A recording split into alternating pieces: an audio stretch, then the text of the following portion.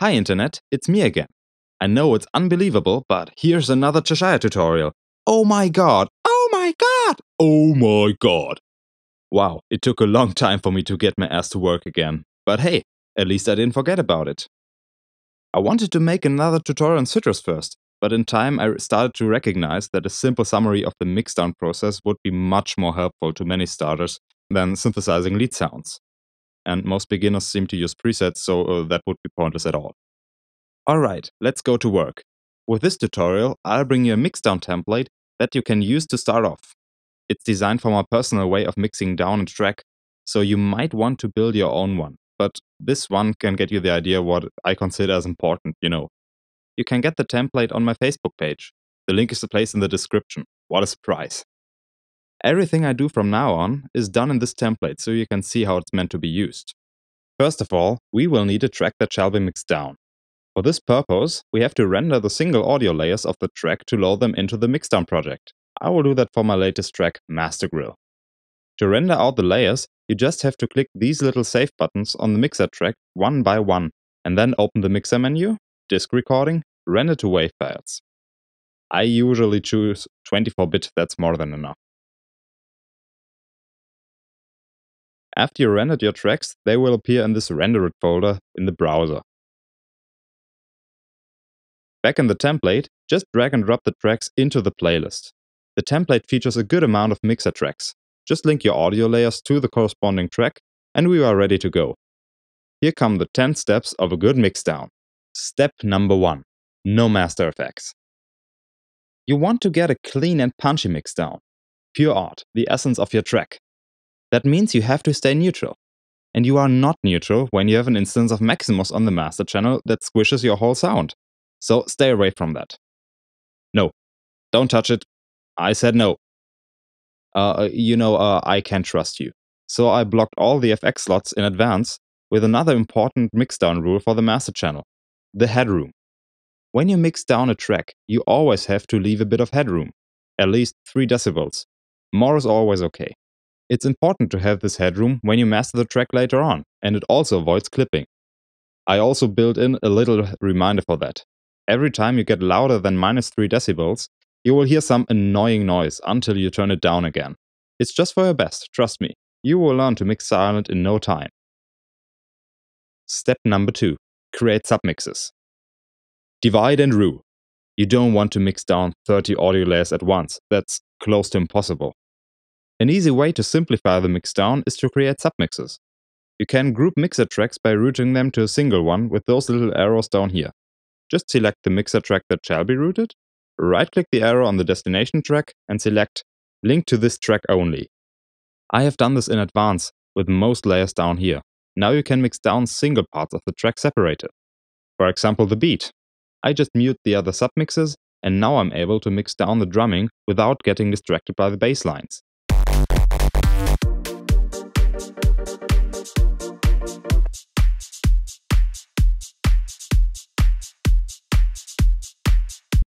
After that, I can merge those submixes to the final mix. Ta-da! Step number 3. Helpers. There are some useful tools to get a nice mix down. I'm not talking about good speakers or headphones, but of 2 ordinary things. The first one is to use a reference track you like. If you know a track that is similar to your style, and you think it's sick, you can always use it as a reference track to achieve a good mix. I already found one for my track. It's called Mainstreamization by Uppermost. Wow, that's a complicated name. It's a neat bass track. So let me add it to the playlist and route it to the reference track in the mixer.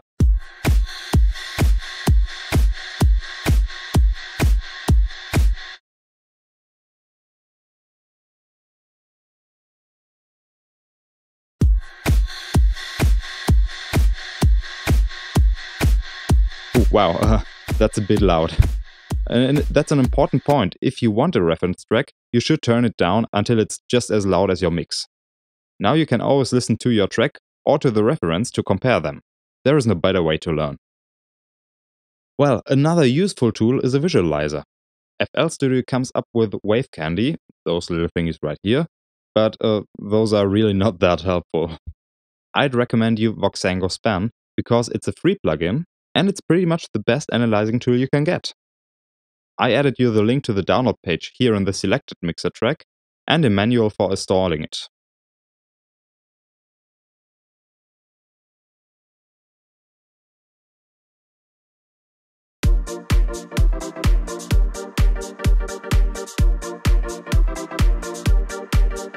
One word to the selected track. This is a cool feature of FL Studio because all effects you added here will be applied to the currently selected channel. That's pretty sweet because if you want to learn something about, let's say, the kick drum, we just have to click the kick track and all the audio from the kick goes through the analyzer. Very fast and comfy.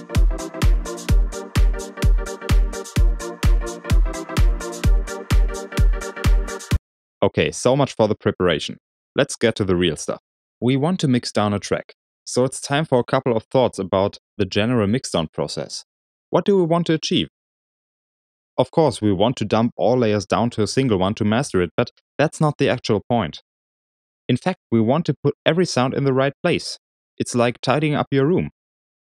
You may have an excellent collection of art in your room, but what's the point of it when everything is on a big pile on the floor? You can't see anything like that. It's just the same for music. You want to hear everything, but that's only possible if you keep things tidy. And, of course, your room has a limited size. You can't have the whole collection of the Louvre in your small room. You can't have everything at once. You have to set priorities and throw out all the garbage that just doesn't fit into the room until you have just the right amount of art to fill the walls and make things beautiful. And that's what we want to do. And it's just what we will start to do now. That leads us to step number 4. High pass everything. It's a very simple rule, but don't be fooled. It's just as important. As I said, we want to throw out all the garbage. Almost every sample or every synth sound contains frequencies that are deep and unnecessary. The deep frequencies shall be reserved for the kick drum and the sub bass, not for a cheesy snare that crackles around 60 Hz or some noise effects that is supposed to whistle in the upper parts of the spectrum. It also happens quite often that the deeper frequencies sound good when you listen to the sample itself, but they lose importance in the whole mix. So why keeping them? They just take away place in our mix. To find out if we can cut off those frequencies, turn on the EQ on the channel and apply a high-pass filter. Turn the cutoff all the way up and drag it back down nice and slow until you think the sound is complete.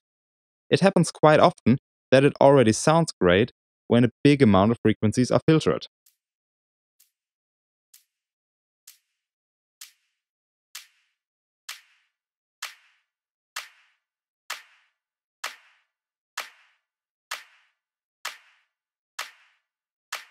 Just do this for every sound you have, and you're on the clean and powerful way of mixing. Almost every time. Here's an exception, of course. A particular kind of sound that often gains loudness when we high pass it instead of losing some. I'm talking about distorted and clipping sound. Let me demonstrate this. I've got a square wave here. It's a square, that means it's pretty much the ultimate clipping sound. Let's route it to an empty mixer track and play some notes.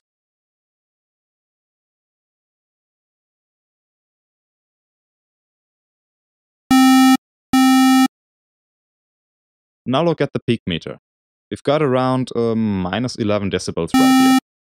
That's okay. And the wave candy tells us that it's actually a square wave. Very nice. But now I'm applying a high pass filter to it. The cutoff is turned down all the way. We don't filter anything. But now I'm playing the actual same notes with the same loudness again. And whoa! We are at minus 7. We gained about 4 decibels out of nothing. It even sounds the same. We don't hear a difference. But why did this happen? That's because every regular filter works by shifting the phase of the frequencies. It's just normal that the phases are changing when I tweak the cutoff. You can see that in the waveform.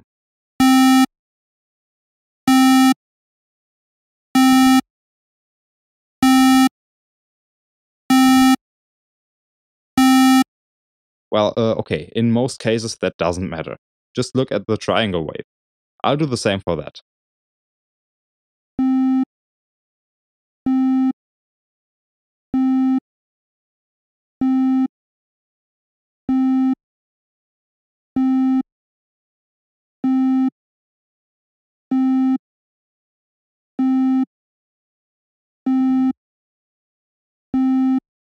You see, that works just as we expected.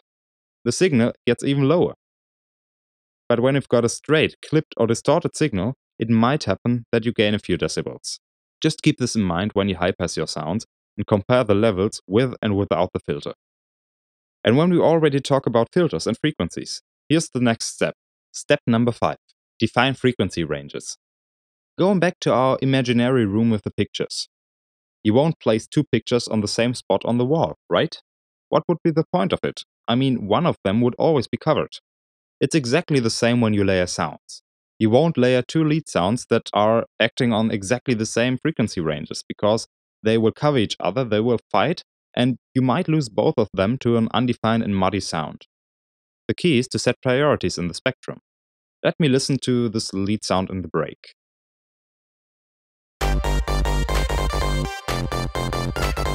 Okay, we see that it's pretty dominant at 1 kHz to 3 kHz. But the bass line is playing here as well, and I don't want to lose energy of this lead sound during the break. So what will I do?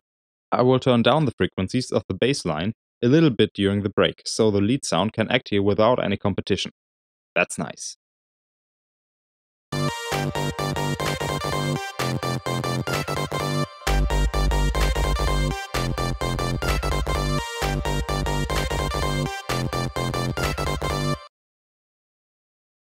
The problem can get even worse when we get to the deep frequencies, because those will always have the biggest amplitude. We already high-passed all other sounds, but there are still the kick and the bass playing around here, and we can't just EQ them. I mean, we want to have bass, because in the end it's EDM, right? And that's the reason why we use sidechaining. I don't have to tell you how this works. There are like a million tutorials on this topic on YouTube, and if you already produced your track to this point, I bet you already applied sidechaining to your bass lines. The deep frequencies of the bass lines get pushed away every time when the kick plays. So you get the concept. Every instrument has its frequency range, and the better you can separate them, the cleaner everything will sound. But don't lose balance. It's quite difficult to apply this rule, and you shouldn't force it, because when your instruments start to sound weak because of that, you should just stop and keep it like that. Step number 6. Equality in the spectrum. That's a simple point. It's not about communism, but about the whole spectrum. While you mix down your track, take care about the overall balance of your spectrum. I know you like bass. I love it too, but even bass sucks if you don't have mids and heights. And on the other hand, you wouldn't play a track in the club that doesn't have bass at all. You just need the right amount of every range in the spectrum. You won't hang all the pictures on only one of the walls in your room. Why should you? That would be weird. But what's the right amount? How do I know? Take it easy. We've got our helpers here. You've got your reference track, that's cool. And you also downloaded Span. If you play your track and select the master channel, you will see the overall frequency balance of the track. Just look if the spectrum is more or less a horizontal line.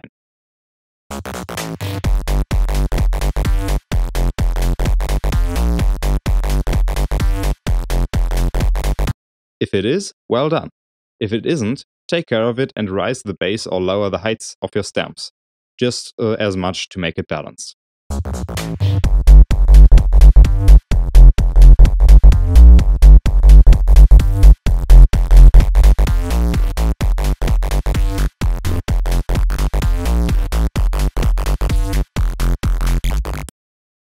Okay, why do we do that? Well, the high frequencies often hurt your ears when they are too loud, but they still make the song crisp. And the bass is what works in the club. The experience tells us that balanced tracks do sound nice to us. But here's another hint. There are 2 dangerous frequency ranges in your mix. You should always consider them twice. The first one is approximately from 200 Hz to 4 kHz. If many instruments are playing down here and they are too loud, your mix can get muddy in no time. So better turn it down a bit for all instruments that don't really need this range.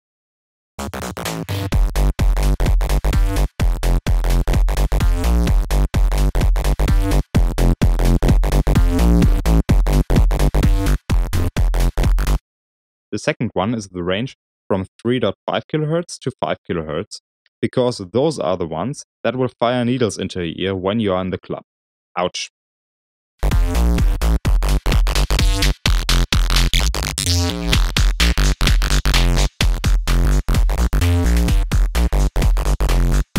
We are just too sensitive right here. Especially lead sounds can have ringing frequencies up in the spectrum. There is no right and wrong to avoid that. You just need to ask yourself if your sound might hurt your ears if everything gets louder. But you will get your head around that quite fast. Step number 7. Build a stereo image. I feel like this point is underestimated for many beginners. For me as well, when I think about 2 years back. But your headphones have 2 shells for a good reason. We can hear 3-dimensional, and so we should use that in our mix. This is a quite complicated topic. It's definitely worth it another tutorial. Maybe I'll make one in the days of the future, or maybe not, who knows. But here are the most important things. A stereo image has sounds in the mid and sounds in the sides. It's a lot easier to imagine it like this instead of left and right. Usually our brain focuses on the sounds in the mid, because that's equivalent to the sound that is in front of our face. Sounds in the sides fulfill ambient purposes and build a landscape. Generally, important and dominant sounds should stay in the mid, so we can focus on them. But they need room, so we will move all other sounds to the sides. Another rule is to keep deep frequencies in the center of the image to avoid phase cancellations. So the bass and the kick drum should always stay in the middle of the image. But how do we move other sounds to the sides?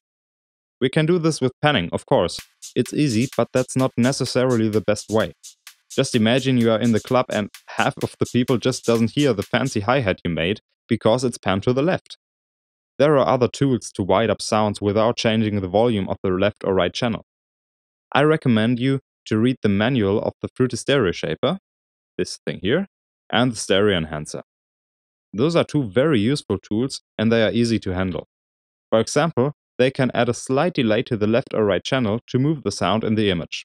And again, that's a quite difficult topic. It would take too much time to explain it right now. But I still owe you another tutorial, so if you're asking me very nice, who knows?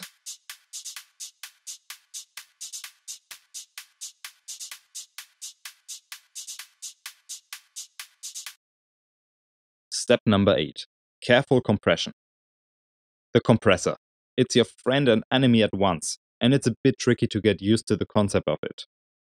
I really hope you already do know how to use a compressor. If you don't do, I recommend you to watch some tutorials on it, because once you are able to use it properly, it will become one of your best friends in music production. For all who don't know it yet, a compressor is a tool to reduce the dynamics of an audio signal. Which means if you have a sound, maybe a vocal, that is a bit bouncy in its volume, maybe she sang louder in some parts than in other ones, you can apply compression to it to reduce those variations in loudness.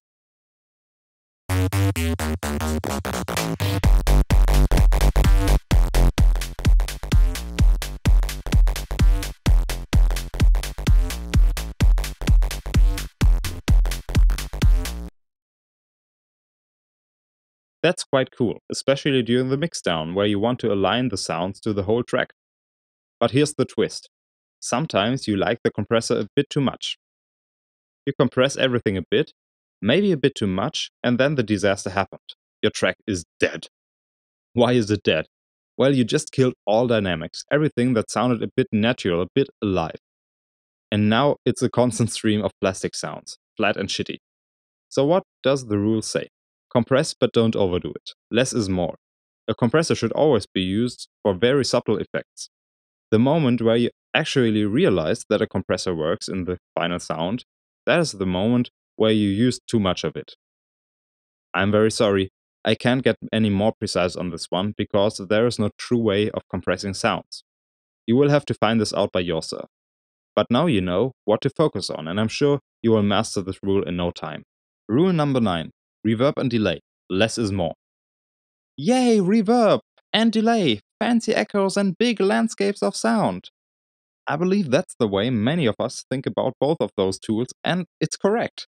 I mean, if you've got a warm sound and you want to build some ambience, you will just add a reverb with a long decay and drag up the wet slider. The same for a delay. It's amazing what those tools can do. But here again, it's dangerous to add big amounts of reverb to the mix. Every single effect of this kind will extend your sounds in time. It will make everything bigger. It bloats the mix in no time. You see, you will have difficulties to mix that shit back down to the single stem if every sound has a ton of delay. The key to solve this problem is again, less is more. I know you fall in love with a good reverb like this one.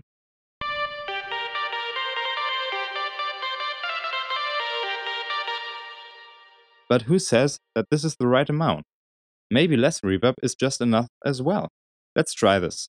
I drag down the wet slider to 0 and listen to the dry signal. Now I'm slowly adding the reverb again. Very slow, just until I think it's enough to create a feeling of room. Okay, that should work.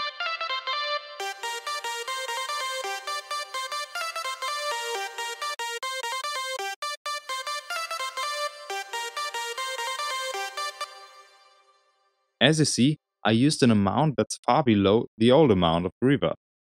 That's just cool for the mix, nothing will drown in it now. But here's another tip. If you want your reverb or delay in the background, you can always sidechain this mix control on the right side to any sound that shall be more present. For example, the bass line. The kick has a good reverb, but as soon as the bass punches, this control will be dragged down and you have 100% bass. That works for all other sounds as well. Sometimes I even sidechain it to the dry signal, so the reverb fades in when your sound has finished to play. Awesome. Rule number 10. Know your false friends. Maybe it's one of the most important things you should know. There is no fast way to mix down a track or to master it. It's true, there are a few things that seem to save you work, to make everything more awesome, but in most cases it turns out that they don't help at all. One example for that is the multiband compressor. Multiband compression does just the same as a regular compressor, just divided into different frequency bands in the spectrum. You will guess it, it can be really useful if you know what you do. But if you don't know that, you might want to use a preset that makes a sound shinier, punchier, and more powerful. But watch out, here's the trap. Just as a regular compression, this one will kill dynamics. And the bad thing that can happen in no time, overcompression. Especially the deep frequencies can be muddy after that. The rest might sound flat. Even if it feels louder, you might have lost all the real power in your sound that will work on the dance floor. The most popular example for a multiband compressor in FL Studio is Maximus. Maximus is an insane plugin for different purposes, from de-essing over New York compression to mastering. But it also is a bitchy piece of software. Be careful to use it. And never, never ever use a preset of Maximus. Don't do it. Everything will be loud and squished after that. That leads me to the next thing, the sound quantizer. It's a neat one-knob plugin to fatten up your sound. But if you read this little line right here, it's actually an instance of Maximus again, reduced to a single knob. And that's even worse. I mean, you can't change what Maximus does to your sound. This plugin can be cool to add a little bit of punch to a raw sound during the production and sound design phase of your track, but it's absolutely not recommended for the mixdown. And here's the last general no-go. Using presets in the mixdown. Don't take me wrong, I'm not a preset Nazi, even if I'm convinced that you shape your style just by not using presets of synthesizers and stuff. But remember, the mixdown is yours. You are the human, the producer with the ears. You know what's good to the sound, not the computer. And using a preset on a compressor is not only lazy, it also brings you the enormous risk to destroy your dynamic sound without you recognizing it. So take 2 minutes and adjust the parameters by yourself, it's really worth it. It's the same for Maximus, of course, but also for reverb and delay. You remember the last rule, less is more? That does still apply. And again, the presets don't know if a shorter decay time or a lower wet amount would be enough as well. That's still up to you. So don't use presets, do it yourself instead. It will sound better and you will learn way more with that. Now, those were the 10 steps. Let's recover them very fast. Step number 1, no master effects. You want a neutral mix. Keep the master clean. Step number 2, create submixes. Divide and rule. You won't lose yourself anymore. Step number 3, use helpers. Why do it all alone? References and analyzers are good helpers. Step number 4, high pass everything. Just stay clean down here. I hope you are used to that. Step number 5, define frequency ranges. Stop your sounds fighting. Every single one has its place in the spectrum. Step number 6, equality in the spectrum. A balanced spectrum sounds, balanced. Step number 7, Build a stereo image.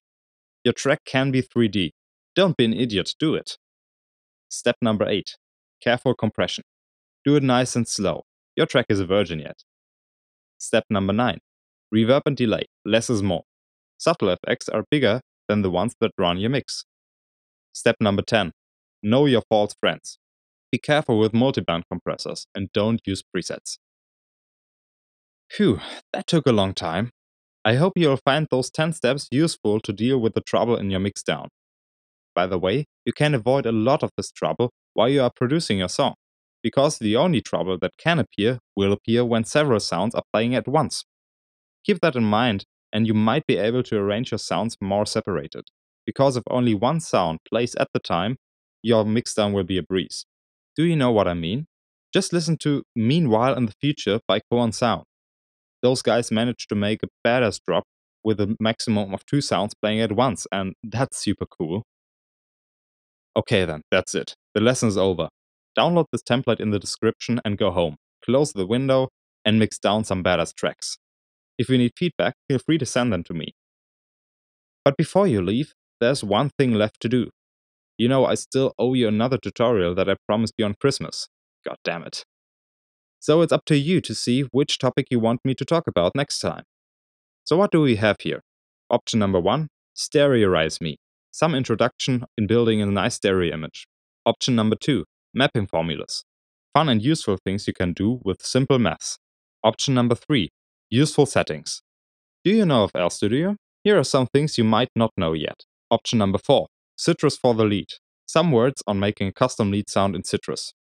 Now make your choice and please write them down in the comments. I will collect your votes and I will record the winning tutorial for you, hopefully this year. Alright, if you liked this tutorial, you should definitely subscribe because it won't be the last one. Also, there are free sample packs to download from time to time, and who knows, maybe you even like my music. I hope to see you next time when you joined us on the way to the World Emperorship. Bye!